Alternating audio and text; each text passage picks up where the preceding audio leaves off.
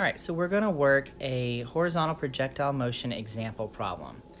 A ball is kicked horizontally off a ledge that is 31.2 meters tall at a velocity of 3.4 meters per second. How long does it take the ball to land? Okay, so the first thing we want to do is draw a picture. All right, so we're going to draw a picture of our ledge here, and we've got the ground below. All right, and here's our ball up here at the top. Okay, so the ball is going to be kicked with a velocity of 3.4 meters per second. That's going to be directly in the x-axis, okay? And then it says that the ledge here is 31.2 meters tall, so we want to put that in our picture as well. So from here down to here, it's 31.2 meters. All right, and when the ball starts its motion, when it starts falling, okay, it's going to follow this path here until it strikes the ground somewhere over here. So it's going to land some distance away from the base of that ledge, okay? All right, and it's going to take some amount of time to fall. Okay, so when we start trying to do a projectile motion problem, the first thing that we want to do is make a list of all the stuff we know about the x-axis and all the stuff we know about the y-axis. And when I say the stuff we know, I'm talking about our kinematic variables, okay? So we've got final velocity, we've got initial velocity, we've got acceleration, we've got displacement, and we've got time, okay? Those are our 5 kinematic variables, and we're going to use those to create a list in each axis. All right, now for the x-axis, okay, the velocity in the x-axis is always constant. All right, the velocity in the x-axis is constant because after you kick the ball or push the ball or whatever, after you push it in the x-axis and it starts falling here, it's still moving away from the edge of the ledge the whole time. So it's still moving in the x-axis in this direction over here, but there's nothing that travels with the ball that keeps pushing the ball in this direction the whole time. And there's nothing that is pushing against the ball in the opposite direction either, okay? So since there's no force that's pushing on the ball in the x-axis in either direction the whole time, that means that the velocity has to stay constant. The ball can't speed up in the x-axis and it can't slow down in the x-axis. And so for that reason, instead of us saying that we have a final velocity in the x-axis or an initial velocity in the x-axis, we just call it a velocity in the x-axis, okay? So we're gonna write down here velocity in the x-axis, and this would be the same velocity at the beginning as it is at the end, okay? That turned out to be 3.4 meters per second. Okay, so now we've covered the velocities out of our list of variables up here. Let's look at acceleration, okay? If the velocity in the x-axis is constant, it's not speeding up and it's not slowing down, then what would the acceleration in the x-axis be? Hopefully you said 0 meters per second squared, since it's not It's not speeding up, it's not slowing down. That means it's not accelerating or decelerating. All right, our next variable we want to talk about is displacement. Okay, so do we know what the displacement is in the x-axis? Do we know how far it traveled in the x-axis? No. So we're going to put delta x and a question mark because we don't know what that is. And then the last variable, time. Do we know how long it took to travel from this position where the pointer is to this position where the pointer is? Do we know how long it took to travel that distance? No. So we're going to put a question mark. All right, now let's make a list of all the things we know for the y-axis. So we're going to look up here, final velocity. Do we know the final velocity in the y-axis that the ball hits the ground with? No. So for final velocity, y-axis, we're going to say we don't know that. If you said 0, that's not right, okay? If I were to ask you to lay down on the ground and let me drop a ball over your face, would you want to be there when the ball hits the ground? If the final velocity of the ball were 0, then, you know, it would stop right as it touches your face, so no big deal. But if the final velocity of the ball is not 0, then it's not going to stop right before it runs into your face. So just remember that the final velocity in the y-axis of a falling object is not 0. Okay, so we don't know what it is for this ball. All right, so now let's look at the next variable, the initial velocity. Okay, do we know what the initial velocity is in the y-axis when that ball starts falling? What would the initial velocity be at the exact instant that the ball began to fall down? Hopefully you said 0 meters per second, okay? So you got to start from somewhere, right? When you drop something, it starts off with a 0 velocity, and then it speeds up after that. It increases on the way down. Okay, so our next variable is going to be the acceleration. So we're going to write down acceleration in the y-axis. And what would the acceleration in the y-axis be for an object that's falling down? Remember, once it leaves the edge of this cliff and it starts falling down, there's nothing touching it anymore. Okay, so we could consider this ball to be in free fall. What is the acceleration of an object in free fall? Hopefully you said it was negative little g, which is the acceleration due to gravity. So that would be negative 9.81 meters per second squared. All right, let's look at the next variable, okay, our displacement. Now in this case, it's not going to be delta x. This time it's going to be delta y because we're talking about the y-axis. So do we know how far the ball fell or how far it traveled in the y-axis? Yeah, we do. We know this value right here. Now remember that distance and displacement are two different things, okay? So delta y is a displacement, which means you have to worry about magnitude and direction. So the magnitude's just the value, so that's going to be 31.2 meters. But we have to worry about the direction. The ball is falling down, so what kind of 31.2 should we write?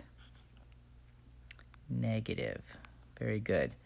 Okay, and then our last variable that we want to worry about up here is time. Okay, so do we know how long it took for the ball to fall all the way down?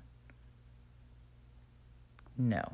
So we want to put a question mark there. We don't know that. All right, Now remember, if you know any three of these variables, then you can solve for the other two. All right, you got to know three things and then you can solve for the other two.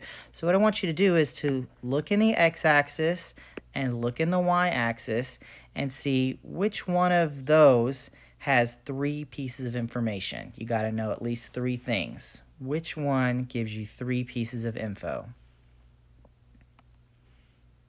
Good, the y-axis. So we're going to play with the y-axis now. All right, so now that we've selected the y-axis, we can do some calculations, okay? Notice that the only variable that's the same between the two axes is time, okay? Time is what we call a scalar, which means it has no direction, okay? I'm not going to ask you to meet me at 1:30 p.m. to the west, okay? There's no direction for time. That means that however much time it takes the ball to fall straight down is the same amount of time that it takes the ball to move from this position where the pointer is to this position where the pointer is. Okay, it takes the same amount of time to fall down as it does to travel in the x-axis. All right? So, when in doubt, solve for time first. That should always be the first thing that you should go for. If they don't tell you already, you need to try and figure out time. Okay? Now, we've got an equation from our list. I'm going to write down all of our kinematic equations here. The first one, we've got V final equals V initial plus acceleration times time. So that's one of our formulas. Then we've got the displacement is equal to the initial velocity times time plus 1/2 AT squared. And then we've got final velocity squared equals initial velocity squared plus 2 times the acceleration times the displacement.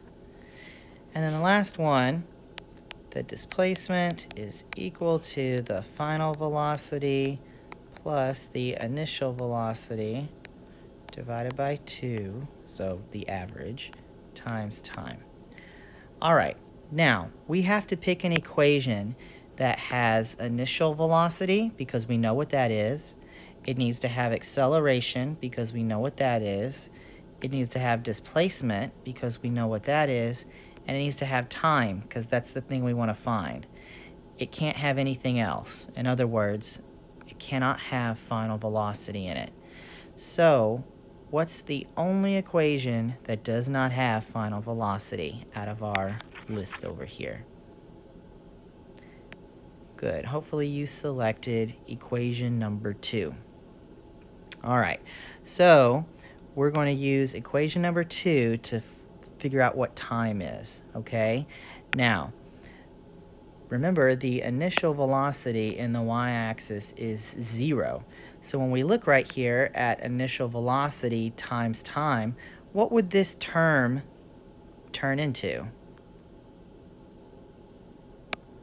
All right, hopefully you said 0 because 0 times anything is 0. So that whole piece goes away. That means that we have delta y, the displacement, is equal to 1/2 times the acceleration in the y-axis times time squared. And we want to solve for time.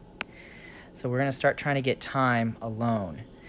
Now the way that I can get rid of 1/2 is by multiplying by its reciprocal, which is 2. So I'm going to multiply both sides by 2. That means that the 1/2 cancels with the 2. All right, and now I still need to get time alone, so I'm going to divide by the acceleration in the y-axis, and whatever I do to one side of the equal sign, I got to do to the other, so I'll divide this side by acceleration in the y-axis, so those will cancel out. Now I'm left with time squared. I don't want time squared, I just want time.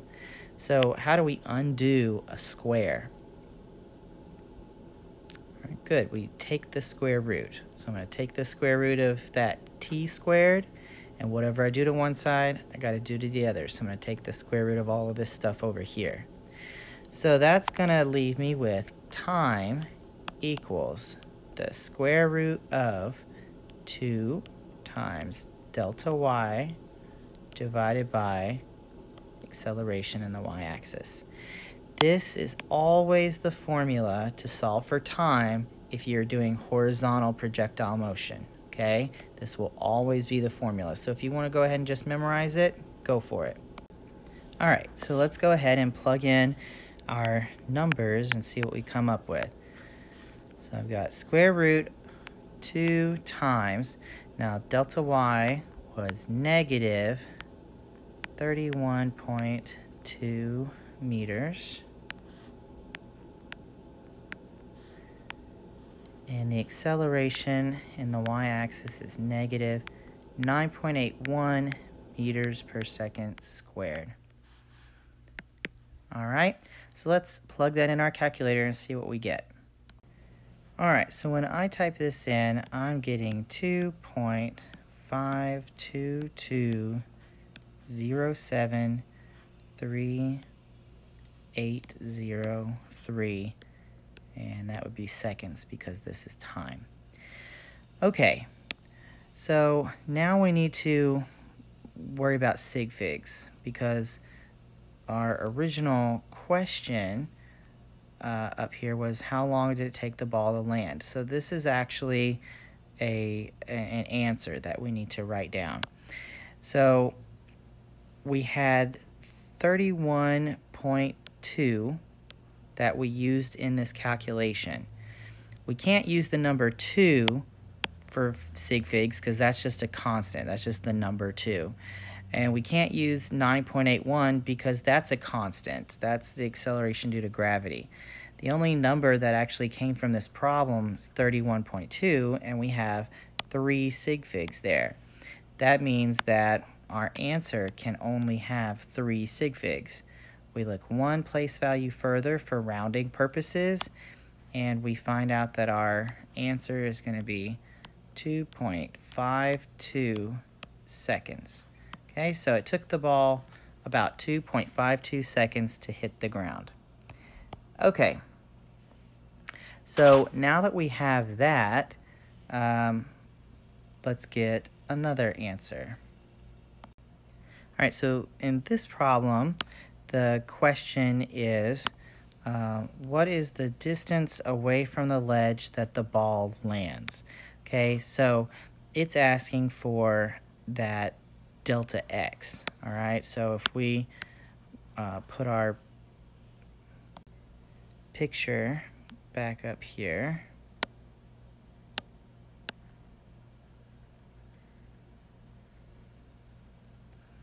all right, so if we put our picture of our ball back up here, and the ball is going to land and fall over here somewhere. Right now, here's the point when it leaves the cliff. Right, and then it's going to land somewhere right here. So we want this distance, delta x, that it traveled, okay? Now, remember in our x-axis, okay, that we know that the ball is traveling with a velocity of 3.4 meters per second. We know that the acceleration in the x-axis is 0 meters per second squared, and we just learned how long it took the ball to travel.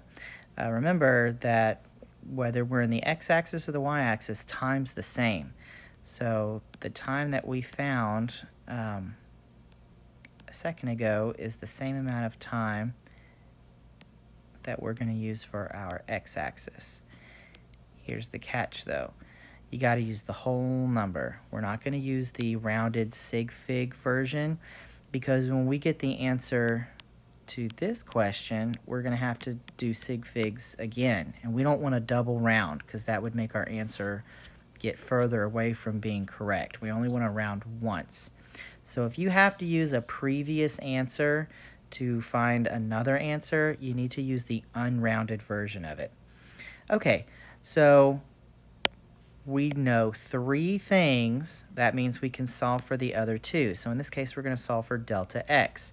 We need one of our equations that has velocity, acceleration, time, and displacement, and nothing else. So in this case, we're going to use equation number 2 again. So we're going to say that delta x is equal to the velocity times the time plus 1/2 acceleration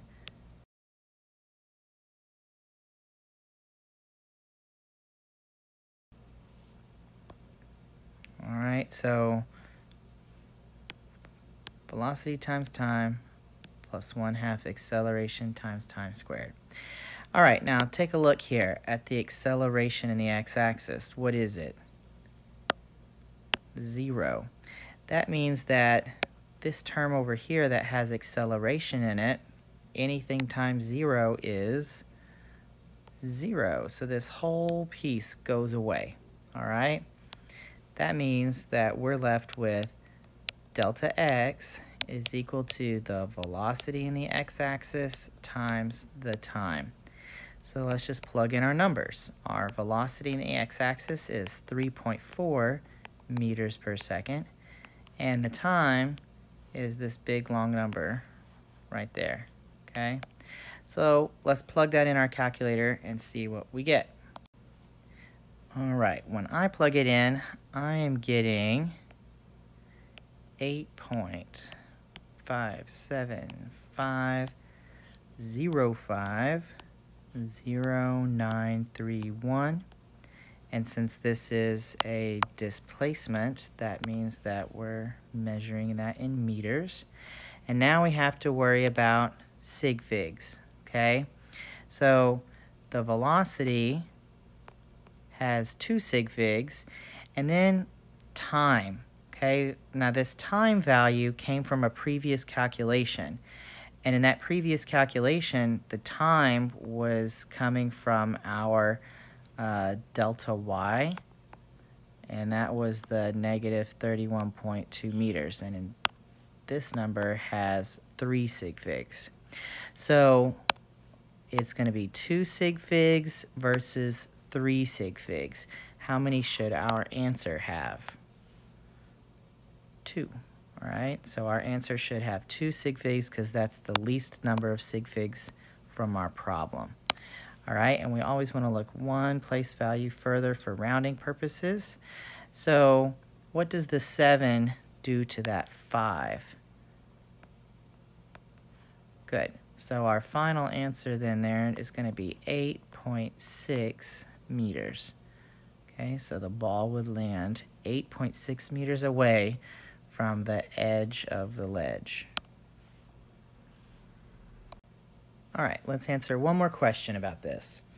So in this question, it's the same problem set up, and it says, what is the final velocity of the ball when it strikes the ground? Okay, so we need to be a little bit more precise with that. So when we say what is the final velocity, we're talking about the overall final velocity.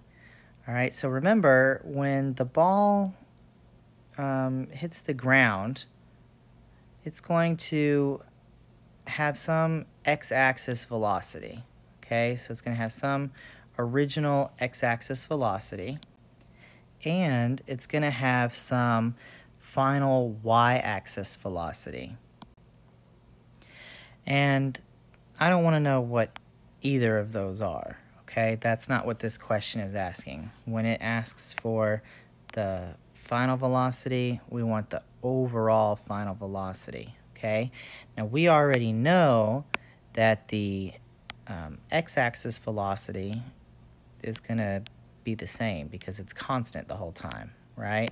So we already know the x-axis velocity is going to be 3.4 meters per second, okay? And the y-axis final velocity, we already said that's something that we don't know. We don't know what that is, okay? The overall final velocity is going to be the resultant vector when you add those two together. Now remember, when we add vectors that are perpendicular to each other, okay, then the resultant vector kind of creates this triangle, right? We get this right triangle.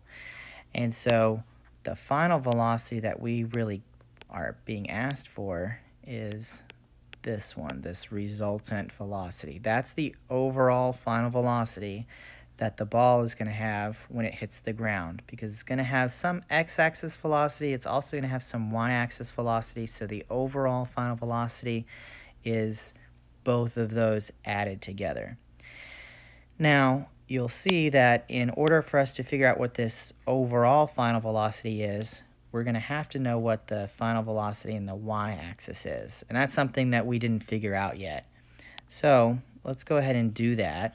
Remember, in the y-axis, we knew that the initial velocity was going to be 0 meters per second. We know that the acceleration is negative 9.81 meters per second squared. We know the delta y is negative 31.2 meters. And we also solve for time, so we know that now as well. Okay, the 2.52207, blah, blah, blah. So what's the easiest equation that we could use out of our list where we could solve for the final velocity? Okay, hopefully you said it was the final velocity in the y-axis is equal to the initial velocity in the y-axis plus acceleration times time. That would be the easiest one to solve for final velocity. Now, remember, our initial velocity is 0, so that means that this piece right here goes away. So the final velocity is equal to the acceleration in the y-axis, which is negative 9.81 meters per second squared, times the time, which was the 2.522 blah, blah, blah number. Make sure that you use every digit, okay? So let's type that in our calculator and see what we get. All right. When I type that into the calculator, I come up with negative 24.74154401, and this is a velocity, so that's going to be meters per second. Okay, now this number came out to be negative because the ball is falling down. All right, the final velocity is got a vector that's pointing down, so it's a negative value. All right, so we know now what the x-axis velocity is. We know what the y-axis velocity is. We can use Pythagorean theorem to figure out the rest. Okay, so the hypotenuse, that's going to be like side C, and then we could call this one A, and we could call this one B. Right, so if we go back to our Pythagorean theorem that says that a squared plus b squared equals c squared, right? Now our c is the hypotenuse. I don't want to know what the hypotenuse is squared. I want to know what just the hypotenuse is. So I'm going to take the square root of both sides. So that would be the hypotenuse is equal to the square root of a squared plus b squared. Now I'm going to go ahead and substitute in our variables, our normal kinematic variables, into that equation. So c is the same thing as our overall final velocity, right? So what's the final velocity? That's equal to the square root of, we said that side A was this x-axis velocity side. So you can come over here and put, it's the x-axis velocity squared plus, and we said that side B was the y-axis final velocity. So we'll come over here and put the final velocity in the y-axis squared. Okay, now we can just plug our numbers in. So our final velocity overall is equal to the square root of 3.4 meters per second. That's my x-axis velocity. I'm going to make sure I square that. Plus my final velocity in the y-axis. That's this negative 24 number that we just calculated up here a second ago. So I'm going to put negative 24.74154401 meters per second. And remember to square that. Okay, so let's go ahead and square those two in our calculator, add them up, and then take the square root. Okay, and remember when you take the square root of something that you're getting two roots. Okay, it could be a plus or a minus. And in this case, our ball was falling down. Okay, that means that we're going to have the minus version. Okay, so our final velocity overall is going to be negative. And then when I typed it in, I got 24.9740665. This is a velocity, so that's going to be meters per second. And now I need to worry about my sig figs. Okay, so I'm going to look up here. I've got 3.4 for the x-axis velocity, and then the y-axis velocity calculation, I used the time. And if you'll remember, our time calculation originally came from using delta y. Okay, and the delta y value had 3 sig figs. So it's going to be 2 sig figs versus 3 sig figs. How many should our final answer have? Very good. It needs to have 2 sig figs. We always look one place value further for rounding purposes. So our final answer then is going to be negative 25 meters per second. Okay. All right. Hopefully all of this made sense to you, and you can solve some of our questions in our worksheets and on our quizzes using this process. Thanks. Bye.